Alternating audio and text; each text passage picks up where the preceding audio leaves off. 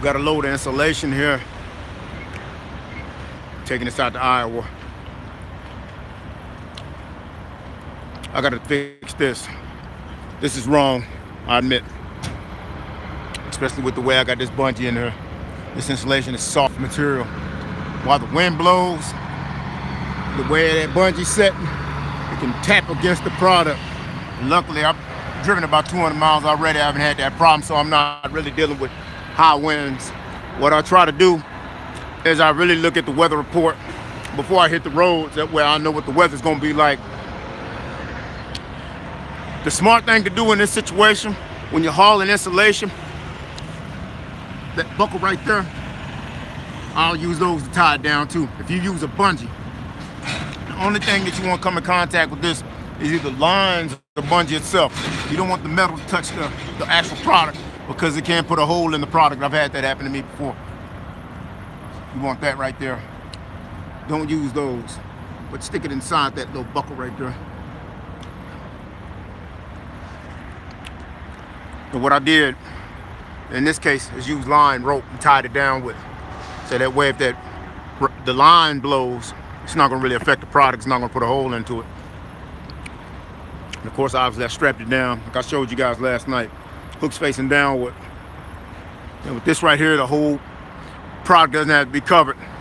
They told me half the product can be tarped and I was fine. So I just dealt with that.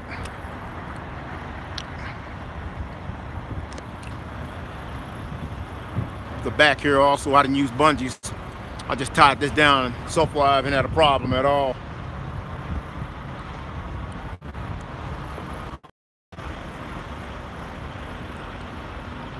I didn't tie the top part because I'm driving forward, so the wind blows back, pushes the tarp back, so it's not really much of a problem. Same thing with this side here. So I didn't bungee it from this, but instead right here and pull back that way with it. And then we got line here, which in this case I need to use lines on these.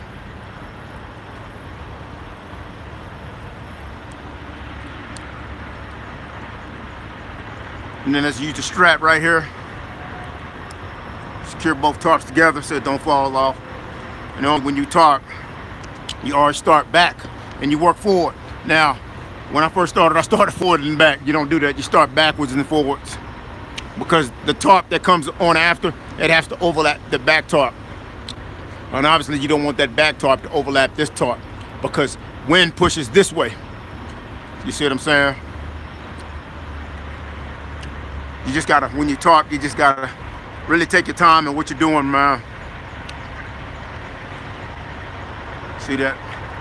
I'm just doing the same thing. Hooking this up right here, not this, but this right here.